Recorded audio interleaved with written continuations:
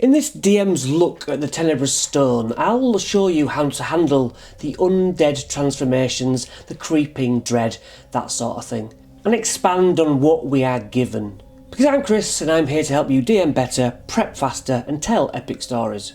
Brother Trassig investigated a quarry in Helmsdale, Damara.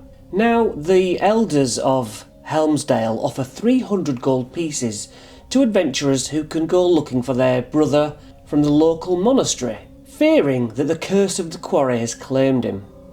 As the title tells us, there's a stone at the centre of this story, so you obviously don't mention that to the players, what you're playing. I'm sure you know that, I'm just saying.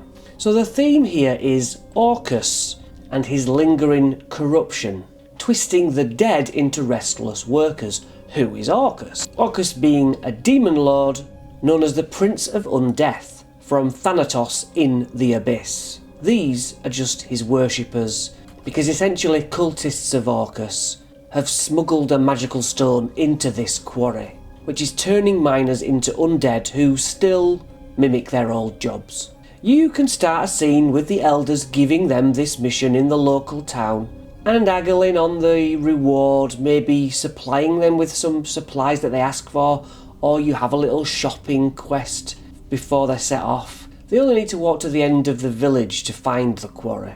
So you place your zombies, your 5 zombies around the map, in sight, I would say. And you've got your 2 ghouls and a ghast down some of the corridors to jump scare them or just surprise attack. Because it's multi-level, that gives you the opportunity to have them jump down on your players or reach up and grab their feet, tripping them up. If it's a 3D map, you make even better. So let's look at the stat blocks. Zombies being only AC 8, pretty easy to deal with. Health of 15 average. Now I always run my monsters at full health unless it gets crazy. But it's about 24 health a skeleton, and if you think they're just going to blast through them, just increase the health. Don't forget the undead fortitude. If the damage reduces a zombie to 0, it makes a con save, and it might come back on a 1. You can make it 5 if you want, whatever you need to do. They hit with a +3, an average of 5 bludgeoning damage. Now if all these skeletons get in a group, that can be quite a lot of damage. Now ghouls, they are AC 12, average health of 22. They will try and bite you and claw you. +4 to a bite, 5 average piercing plus your 3 average necrotic. They claw at you, +4 for slashing damage, and you have to do a con save, and you could be paralysed. That can really switch things up. Don't be afraid to add more than 5 skeletons, especially if someone is paralysed, to put fear into them. And the ghast, AC 13, Meteor 36 average health. Being around them does the stench trait, con save of 10, and you could be poisoned, which makes you disadvantage on attacks. Then we've got the bite for +5, 7 piercing and 9 necrotic. You know, sometimes it's easier just to say, okay, that's your 16 damage, that's your 16 damage, that's your 16 damage. You know, if people complain that combat's too slow, just do the average all the time. The claw attack is +5, 10 slashing. Con save, paralysed. What's the point of paralysing them if nothing's going to then get them when they're paralysed? So behaviour-wise, you can have all these enemies ignore the party until disturbed, and then they attack in a frenzy. So, you know, there's a creepily walking past them, and are they going to attack? Could be a thing. The ghast directs the others, protecting a cart that's filled with chunks of black basalt. DC 13 religion or arcana can reveal faint necrotic runes burned into the tools themselves. Searching the area, you might find a pouch with 25 gold pieces, a healing potion won't go amiss, and a cracked holy symbol. Or we can replace the ghast with a different monster who's like the foreman, wielding a chain whip made from beads that inflict psychic damage. Defeating him could grant inspiration to any character who prays for the miners. Then we've got the ambush. Sabrinda the Wight, a zealot of Orcus. They wait behind an overturned wagon, as you've probably seen, and you can have 2 or more skeletons with them. They take up high ground and have like mining spears. Let's look at the Wight stats. AC 14, 82 average. That's over 100 for my full health, but it's cool. Sunlight sensitivity Does the sun go behind clouds or come out? How are we going to play that? Are they cloaked? The wight makes 2 attacks, and it can replace attacks. Okay, necrotic sword plus 4 for 6 average slashing puts 10 necrotic, 10 damage. Necrotic bow's very similar, apart from its piercing and necrotic. Then life drain causes a con save, 6 necrotic damage, and the hit point max is decreased by that damage. The wight is able to turn dead players into zombies with the right conditions. Could we give this wight Mocking Word, recharge 5 and 6?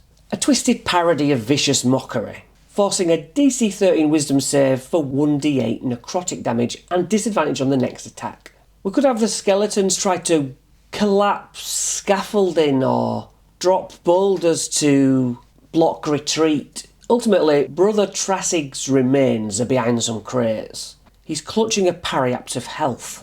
If revived by Revivify or Speak with Dead, he will reveal only fragmented memories. The stone screams, "Don't look at it!" Or replace the ambush with a false negotiation, where the wight pretends to be the last survivor and lures the party into a false sense of security. These crates behind Trassig could also contain a little bit of a journal, hinting at the illusory wall to the north, bit of a clue. It's a DC 14 investigation check, or any physical contact will see the illusion. Then there's a narrow tunnel slick with black ichor and claw marks, leading to a hidden cavity. Optional, the illusion hums with faint whispers of miners pleading for mercy. Each time they pass through a wall, you can have a player roll a DC 10 wisdom save to hear their name called. But yeah, inside the cavity, the chamber glows with a sickly purple light from a jagged stone embedded in the far wall. The air is thick with dread. We can give them a vision. Each character has their own personal vision, a death they couldn't present. It's like a personal failure. A friend they betrayed, a mission they failed. DC 15 wisdom. Success, the characters managed to alter the past vision and break the spell, as it were. Or failure, they relive the loss, resulting in being frightened for a minute. When all the visions end, the demonic figure who taunted them manifests as a succubus, appearing half-formed from the Tenebrous Stone. Succubus AC 15, 71 average health, flies 60 feet. It can shapeshift into an incubus. The multi-attack makes 1 Fiendish Touch, 1 Charm or Draining Kiss. Fiendish Touch is +7, 16 average Psychic. The Charm basically is Dominate Person, level 8, requiring no spell components and using Charisma as the spell casting ability. Spell save DC 15. The Draining Kiss is a con save of 15. 1 creature successfully charmed by the succubus within 5 feet. If it's a fail, it's 13 psychic damage, or it's half damage on a success, but your hit point max is also decreased by that number. The bonus action is Shapeshift, so it could be disguised if you want to use it in a different fashion. I like the succubus being vulnerable to damage from those who succeeded on their wisdom save with the visions. Those who failed remain frightened until the end of the fight. During combat, you could have this succubus whisper something like, "Join me, and I can undo your failures forever." When she's defeated, the Tenebra Stone fades, leaving only a lump of dull obsidian. So treasure, we've got the Periapt of Health, a Tenebrous Shard from the stone, minor magic item, once per day. You can impose disadvantage on a failed wisdom save. Or take the succubus out, use a shadow demon if you need a deadlier fight. You probably don't. Or have the Tenebrous Stone possess a PC if you want to follow the Orcus storyline. So with the relic destroyed, the undead collapse. If there are any left, a sense of calm returns to Helmsdale. The town elders offered that 300 gold pieces, as promised, though some whisper there may be other quarries with other stones in. A sort of future hook. Do you have an emissary from the Yellow Rose Monastery arrive later and demand the return of the Periapt, claiming that Brother Trassig was never sent on this mission and his things belong to the monastery? You can expand upon it, and it could be the start of a new adventure, going to the Abyss, trying to weaken Orcus in some way. Depends what level your players are. Hope this helps. If you want anything else, you can join my memberships or just simply subscribe.